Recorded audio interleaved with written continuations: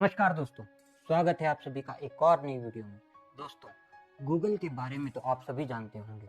Google दुनिया का सबसे बड़ा सर्च इंजन है और हर दिन करोड़ों लोग गूगल का यूज़ करते हैं। गूगल एक ऐसा सर्च इंजन है जिसके ऊपर आप अगर कुछ भी सर्च करेंगे तो उसका रिजल्ट आपको ज़रूर मिलेगा। इसके अलावा गूगल के सीईओ सुंदर पिचाई ने एक बार कहा था कि अगर आपको गूगल पर कोई चीज़ नहीं मिल रही है तो समझ लीजिए कि वो चीज़ इस दुनिया में एग्जिस्ट ही नहीं करती। क्योंकि उनका मानना ये है कि जितनी भी चीज़ें दुनिया में एग्जिस्ट करती हैं वो कहीं ना कहीं किसी ना किसी सर्वर पर गूगल के ऊपर पड़ी होगी और उसे आप एक्सेस कर सकते हैं। आज की इस वीडियो में मैं आपको बताऊंगा कि हमारे अपने सुंदर पिचाई ने कैसे गूगल में इतनी बड़ी पोजीशन हासिल की और उन्होंने कैसे गूगल के लिए कंपटीशन ख़त्म कर दिया। जैसा कि आप सभी जानते हैं कि गूगल के अलावा भी बहुत सारे सर्च इंजन्स हैं, लेकिन गूगल इस कदर मशहूर है कि याहू पर जाकर भी लोग सर्च करते हैं गूगल को ही। तो इससे आप अंदाज़ा लगा सकते हैं गूगल की डोमिनेशन का। सर्च इंजन्स के मामले में गूगल का कोई तोड़ नहीं है। जब ये इंडस्ट्री स्टार्ट हुई थी सर्च इंजन्स की, उस समय पर 17 कंपनियां मौजूद थी, लेकिन आज के समय में सिर्फ गूगल बची है। ऐसा इसलिए क्योंकि गूगल ने समय के साथ साथ खुद में चेंजेस किए जो कि रिक्वायरमेंट थी, और उसी के साथ साथ उन्होंने टेक्नोलॉजी में भी डेवलपमेंट की। और आज के समय में आप देख सकते हैं कि जब भी आप कुछ भी सर्च करते हैं गूगल पर तो आधे सेकंड के अंदर रिजल्ट आपकी आंखों के सामने होता है। And the man behind the immense success of Google is none other than our own man, Sundar Pichai, the CEO of Google. दोस्तों, सुंदर पिचाई की ऑटोबायोग्राफी तो आप सभी को पता होगी। आज की इस वीडियो में मैं आपको उनकी ऑटोबायोग्राफी नहीं बताऊंगा। आज की वीडियो बहुत ही ज़्यादा इंटरेस्टिंग होने वाली है, क्योंकि आज की इस वीडियो में मैं आपको बताऊंगा कि गूगल जो भी अलग अलग सर्विसेज प्रोवाइड करता है उन सब की शुरुआत कैसे हुई। वो कहते हैं ना कि necessity is the mother of invention. Google की सर्विसेज के इजाद होने के पीछे भी कुछ इंटरेस्टिंग स्टोरीज हैं। तो आज की इस वीडियो में मैं आपसे कुछ ऐसी ही स्टोरीज को शेयर करूंगा।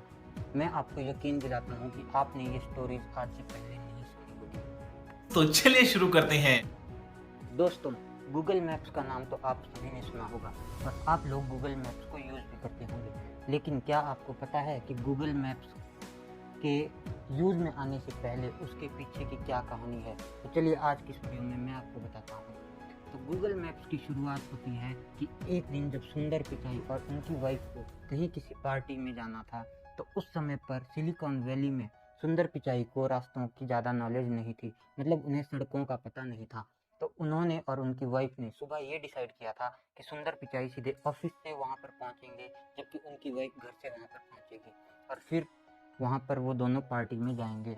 लेकिन जब सुंदर पिचाई ऑफिस से निकलते हैं तो पार्टी में पहुँचने का टाइम था 8 बजे का, लेकिन वो 8 बजे वहाँ पर नहीं पहुँच पाते और उन्हें पहुँचते पहुँचते 10 बज जाते हैं, क्योंकि उन्हें रास्ते में इधर उधर भटकना पड़ता है। सुंदर पिचाई जब सही समय पर वहाँ पर नहीं पहुँचते तो उन्हें अपनी वाइफ से बहुत कुछ सुनने को मिलता है और उनकी वाइफ उनकी क्लास लगा देती है। उसके बाद उनको कहा जाता है कि तुम यहाँ से निकल जाओ। तो सुंदर पिचाई वहाँ से चुपचाप निकल जाते हैं और वापस ऑफिस चले जाते हैं। अब वहाँ बैठकर वो सोचने लगते हैं कि आज मैं जब यहाँ पे रास्ता भटक चुका हूँ तो रोज़ कितने लोग रास्ता भटकते होंगे। तो ये चीज़ उनके दिमाग में आती है कि ये एक कितनी बड़ी प्रॉब्लम है कि आपको जाना कहीं पर होता है, लेकिन उस रूट का पता ना होने के कारण आप अपना रास्ता भटक सकते हैं। तो अगले ही दिन सुंदर पिचाई अपनी टीम की मीटिंग बुलाते हैं और अपनी टीम के साथ डिस्कस करते हैं कि हमें एक ऐसा मैप बनाना चाहिए जो लोगों की हेल्प करेगा उन्हें उनकी डेस्टिनेशन तक पहुंचाने के लिए। तो ऐसे में जन्म होता है गूगल मैप्स का। गूगल मैप्स के लिए 2 दिन तक वो अपनी टीम को कन्विंस करते हैं। उनकी टीम कहती है कि ये नहीं हो सकता, लेकिन सुंदर पिचाई के मन में ये बात घर कर चुकी थी कि ये हम करके दिखाएंगे और ये हम करके रहेंगे। इसके बाद 2 दिन के बाद उसके लिए कोडिंग शुरू कर देते हैं और उसके बाद 2005 में गूगल मैप्स बनकर तैयार होते हैं और 2006 में गूगल मैप्स को यूएस में लॉन्च कर दिया जाता है। इसके बाद यूके में और 2008 में इंडिया में गूगल मैप्स को लॉन्च कर दिया जाता है और इसके बाद गूगल मैप्स देखते ही देखते पूरी दुनिया में लॉन्च कर दिया जाता है। तो इससे आप अंदाज़ा लगा सकते हैं सुंदर पिचाई की सोच का कि उनकी सोच कितनी आगे तक है। उन्होंने एक प्रॉब्लम को देखा, उसका सॉल्यूशन निकाला और उस सॉल्यूशन को पूरी दुनिया में बेच दिया और उसी से गूगल आज इतना पैसा कमा रहा है कि गूगल आज अपने अगर न्यू रिक्रूट एम्प्लॉय को भी लेता है तो उसे भी करोड़ों में पैसा देता है। दूसरा प्रोडक्ट जो सुंदर पिचाई ने गूगल को दिया वो है गूगल लेंस। गूगल लेंस का आविष्कार इस तरह से हुआ कि सुंदर पिचाई एक दिन अपने गार्डन में बैठे हुए थे और वो चाय का आनंद ले रहे थे। तभी उनकी बेटी उनके पास आकर पूछती है कि पापा ये फूल कौन सा है। तो सुंदर पिचाई कहते हैं कि मुझे नहीं पता। इसके बाद वो एक और फूल लेकर आती है और पूछती है कि पापा ये कौन सा फूल है। तो सुंदर पिचाई कहते हैं कि मुझे ये भी नहीं पता। तो उनकी बेटी उनके ऊपर हंसने लगती है और कहती है कि कहने के लिए तो आप आईआईटी और स्टैनफोर्ड के पढ़े हुए हैं, लेकिन आपको इन दो फूलों के बारे में कुछ भी नहीं पता। तो इसके बाद सुंदर पिचाई को बहुत ज़्यादा शर्म महसूस होती है कि मैं इतना पढ़ा लिखा इंसान हूँ, जब मुझे इन चीज़ों के बारे में नहीं पता तो एक आम आदमी को क्या पता होगा। तो उन्हें अब इसमें एक और प्रॉब्लम नज़र आती है। इसके बाद वो इसका सोल्यूशन ढूंढने के लिए निकल पड़ते हैं। अगले ही दिन अपनी टीम की एक और मीटिंग बुलाते हैं और वहाँ पर डिस्कशन किया जाता है कि कल मुझे इस तरह की प्रॉब्लम सामने आई और मैं इसका सॉल्यूशन करना चाहता हूँ, क्योंकि जब मैं इतना पढ़ा लिखा होकर अपनी बेटी के दो सिंपल से सवालों का जवाब नहीं दे पाया तो एक आम आदमी क्या कर पाएगा। इसके बाद गूगल लेंस के ऊपर काम किया जाता है। गूगल लेंस को इस तरह से डिजाइन किया जाता है कि अगर एक इंसान किसी चीज़ के बारे में गूगल लेंस के ऊपर जानकारी प्राप्त करना चाहता है तो वो अगर उस चीज़ को गूगल लेंस के थ्रू स्कैन करता है तो उसे उस चीज़ के बारे में पूरी जानकारी मिल जाती है। एग्जाम्पल के लिए, अगर आप किसी शॉप में जाते हैं और आपको वहाँ पर कोई पैंट पसंद आ जाती है और आप वहाँ पर दुकानदार से पूछते हैं कि ये पैंट कितने की है, तो वो दुकानदार आपको कहता है कि ये पैंट 5,000 की है।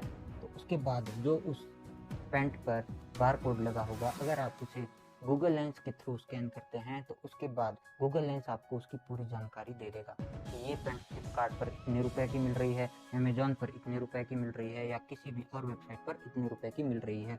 या वहाँ पर किसी भी अगर नियर बाय शॉप में भी गूगल के ऊपर उस पैंट को लिस्ट किया होगा तो वो भी आपको बता देगा कि इस शॉप पर ये पैंट इतने रुपए की मिल रही है। तीसरा प्रोडक्ट जो सुंदर पिचाई ने गूगल को दिया है वो है गूगल ट्रांसलेट। गूगल ट्रांसलेट का आविष्कार तब हुआ जब सुंदर पिचाई चीन गए हुए थे और वहाँ पर वो जब तक अपने ऑफिस आवर में काम करते थे तब तक तो उन्हें वहाँ पर एक ट्रांसलेटर दिया गया था, लेकिन ऑफिस आवर के बाद जब भी वो बाहर निकलते थे कहीं पर घूमने फिरने के लिए या कुछ खाने पीने के लिए या कहीं भी वो शॉपिंग करने के लिए जाते थे तो वहाँ पर वो लोग चाइनीज़ में बात करते थे, लेकिन उन्हें चाइनीज़ समझ नहीं आती थी। और इसमें भी उन्होंने एक बैरियर देखा कि लोगों को कितनी प्रॉब्लम बाहर जाकर आती है। लैंग्वेज एक कितना बड़ा बैरियर साबित हो सकता है बाहर जाकर। इसके लिए उन्होंने अपना दिमाग लड़ाया। उन्होंने चाइना से सिलिकॉन वैली फ़ोन लगाया और अपनी टीम को तुरंत मीटिंग में आने के लिए कहा। उनकी पूरी टेक टीम मीटिंग में आई और वहाँ पर उन्होंने अपनी टीम के साथ डिस्कस किया कि चाइना में मुझे इस तरह की प्रॉब्लम फेस हो रही है और जब मुझे ये प्रॉब्लम्स फेस हो रही हैं तो पूरी दुनिया में कितने लोगों को ये प्रॉब्लम फेस होती होगी। इसके बाद उन्होंने अपनी टीम को कहा कि हम एक ऐसा ट्रांसलेटर बनाएंगे तो किसी भी लैंग्वेज को दूसरी लैंग्वेज में ट्रांसलेट कर देगा, जिससे कि बहुत सारे लोगों का बहुत सारा समय भी बचेगा और बहुत सारे लोगों को किसी भी दूसरे देश में रहने में भी आसानी होगी। गूगल ट्रांसलेट जब शुरू हुआ था तो उस समय पर इसमें सिर्फ 2 लैंग्वेजेस थी, लेकिन अगर हम बात करें आज के समय की तो आज इसमें 108 से भी ज़्यादा भाषाएं शामिल हो चुकी है। और गूगल ट्रांसलेट आपको पता है कि आज एक कितना इम्पोर्टेंट टूल हमारी डेली लाइफ में बन चुका है। आज हमें अगर किसी भी चीज़ की इंग्लिश टू हिंदी ट्रांसलेशन करनी हो या हिंदी टू इंग्लिश या किसी भी और लैंग्वेज में अगर ट्रांसलेशन करनी हो तो सबसे पहली पसंद लोगों की गूगल ट्रांसलेट ही है। सुंदर पिचाई ने चौथी चीज जो गूगल को दी है वो है YouTube for kids. YT for kids का नाम तो आप सभी ने सुना होगा और ज़्यादातर माता पिता अपने बच्चों के लिए इसी ऐप का यूज़ भी करते हैं। लेकिन इसकी शुरुआत इस तरह से हुई थी कि एक एम्प्लॉय गूगल में काम करता था और वो एम्प्लॉय रेगुलरली अपने ऑफिस नहीं आता था, जिसका पता एक दिन सुंदर पिचाई को चल जाता है। तो सुंदर पिचाई को जब ये पता चलता है कि एक एम्प्लॉय रेगुलर बेसिस पर ऑफिस नहीं आ रहा है और अगर आ भी रहा है तो टाइम से पहले या तो चला जा रहा है या लेट ऑफिस आ रहा है, तो इसके बारे में पता लगाने के लिए वो एक दिन उस एम्प्लॉय को अपने ऑफिस में बुला लेते हैं। तो वो एम्प्लॉय उनके ऑफिस में पहुंचता है तो फिर वो उससे पूछते हैं कि तुम्हारी क्या प्रॉब्लम है, तुम क्यों ऑफिस टाइम पर नहीं आते या आते हो तो जल्दी क्यों चले जाते हो। तो इसके बाद उस एम्प्लॉय ने गूगल पिचाई को बताया कि मेरा एक 6 साल का बेटा है और वो यूट्यूब पर अपना कुछ प्रोजेक्ट कर रहा था, लेकिन जब मैंने उसकी सर्च हिस्ट्री देखी तो उसके बाद मुझे पता चला कि वो यूट्यूब पर कुछ इनएप्रोप्रिएट कंटेंट को कंज्यूम कर रहा है और उसने प्रोजेक्ट से भटककर एक और रास्ता तय करना शुरू कर दिया है। तो इसके बाद सुंदर पिचाई को लगता है कि ये बिल्कुल जेन्युइन प्रॉब्लम है, क्योंकि ये किसी भी माता पिता के साथ हो सकता है, क्योंकि 6 साल के बच्चे को ये मालूम नहीं होता कि उसे क्या देखना है और क्या नहीं। ऐसे में सुंदर पिचाई इस प्रॉब्लम का सोल्यूशन ढूंढने के लिए भी अपनी टीम के साथ काम करते हैं और 2019 में YT फॉर किड्स लॉन्च कर देते हैं। और इसके बाद से माता पिता के सुपरविजन की प्रॉब्लम आज सॉल्व हो चुकी है, क्योंकि YT किड्स में वही कंटेंट बच्चे को दिखाया जाता है जो उसके लिए अप्रोप्रिएट है। इनएप्रोप्रिएट कंटेंट को पूरी तरह से रिमूव कर दिया गया है और सिर्फ बच्चे ही उस कंटेंट को कंज्यूम करते हैं और उसमें कुछ भी इनएप्रोप्रिएट कंटेंट देखने को नहीं मिलता। गूगल की अलग अलग सर्विसेज जो हम आज यूज़ कर रहे हैं, उनके पीछे क्या स्टोरीज हैं, क्या कुछ वाक़ये ऐसे घटे हैं जिसकी वजह से इन सर्विसेज का जन्म हुआ है, उनके बारे में मैंने आपको बताया। मैं उम्मीद करता हूँ कि आपको ये सारी स्टोरी इंटरेस्टिंग लगी होगी और आपको इन स्टोरीज़ को सुनकर मज़ा आया होगा।